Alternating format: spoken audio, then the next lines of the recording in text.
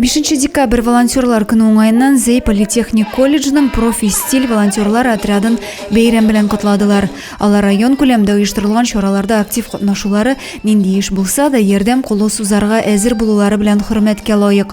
Айрыша физик мөмкинлеге шекле кешеләр өлкәннәр аларның ярдәменә мохтаҗ.